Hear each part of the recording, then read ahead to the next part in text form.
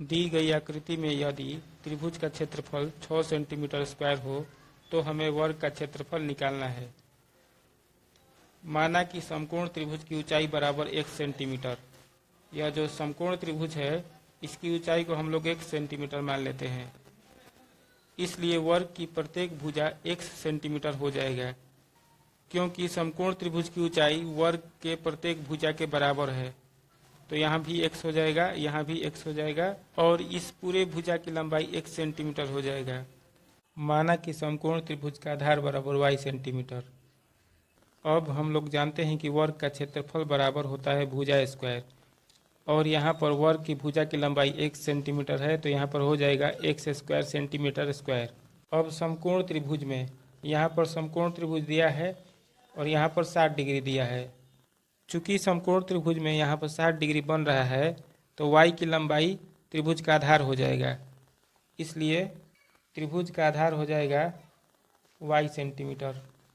और यहाँ पर न्यून कोण 60 डिग्री है तो इसके सामने की जो भुजा है वह लंब या ऊंचाई हो जाएगा, इसलिए त्रिभुज का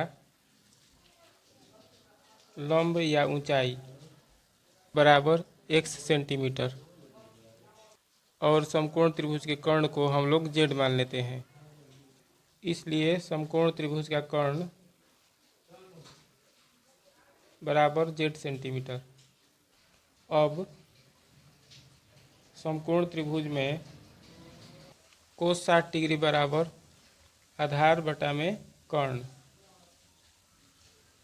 तो यहाँ पर आधार है y सेंटीमीटर तो ऊपर लिखेंगे y और कर्ण है z सेंटीमीटर तो नीचे लिखेंगे z। कोस 60 डिग्री का मान 1/2 होता है तो यहाँ पर लिखेंगे 1/2 बराबर, यहाँ पर y बटा z है तो y बटा z। अब क्रॉस मल्टीप्लाई करेंगे तो हो जाएगा z बराबर 2y। इसको इक्वेशन 1 मान लेते हैं। ठीक, अब पुनः समकोण त्रिभुज में हम लोग जानते हैं कि कर्ण स्क्वायर बराबर लंब स्क्वायर प्लस आधार स्क्वायर होता है, इसलिए कर्ण यहाँ पर दिया है z सेंटीमीटर तो लिखेंगे z का स्क्वायर बराबर लंब है x सेंटीमीटर तो x का स्क्वायर प्लस आधार है y सेंटीमीटर तो y का स्क्वायर। अब यहाँ पर इक्वेशन 1 से z का मान 2y आया है तो z के स्थान पर लिखेंगे 2y तो यहाँ पर लिख देंगे 2y और यहाँ पर स्क्वायर है तो स्क्वायर कर देंगे बराबर x का स्क्वायर प्लस y का स्क्वायर।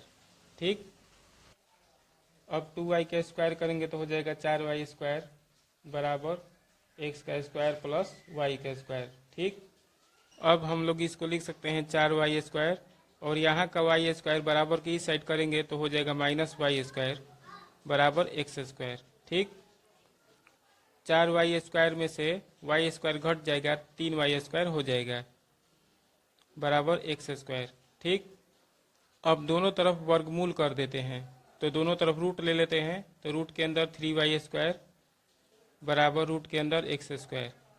ठीक, अब y के ऊपर स्क्वायर है तो y बाहर आ जाएगा और 3 रूट में रह जाएगा तो हो जाएगा y√3 बराबर यहाँ पर x के ऊपर स्क्वायर है तो x रूट के बाहर आ जाएगा तो हो जाएगा x, इसलिए y बराबर x बटा √3 हो जाएगा। ठीक, इसको इक्वेशन 2 मान लेते हैं।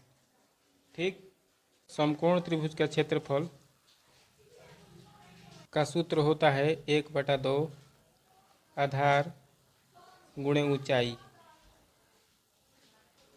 अब यहाँ पर समकोण त्रिभुज का क्षेत्रफल दिया है 6 सेंटीमीटर स्क्वायर तो यहाँ पर लिखेंगे 6 बराबर 1/2 गुणे आधार है y तो यहाँ पर y लिखेंगे गुणे ऊंचाई है x तो यहाँ पर x लिखेंगे। ठीक, अब क्रॉस मल्टीप्लाई करेंगे तो 6 में 2 से गुणा करेंगे तो 12 हो जाएगा बराबर y गुणे x। ठीक, 12 बराबर यहाँ पर y का मान हम लोग निकाल चुके हैं, y का मान आया है x बटा √3 तो यहाँ पर लिखेंगे x बटा √3 गुणे x। ठीक, 12 बराबर x में x से गुणा करेंगे तो x स्क्वायर हो जाएगा बटा में √3। ठीक, 12 के बटे में हम लोग 1 लिख सकते हैं। ठीक, क्रॉस मल्टीप्लाई करेंगे तो एक्स स्क्वायर का गुणा एक से करेंगे तो हो जाएगा एक्स स्क्वायर बराबर 12 का गुणा √3 से करेंगे तो 12√3। ठीक। अब यहाँ पर वर्ग का क्षेत्रफल है एक्स स्क्वायर सेंटीमीटर स्क्वायर और यहाँ पर एक्स स्क्वायर का माना गया 12√3, इसलिए वर्ग का क्षेत्रफल बराबर 12√3 सेंटीमीटर स्क्वायर। हम लोगों ने उत्तर प्राप्त कर लिया। ठीक।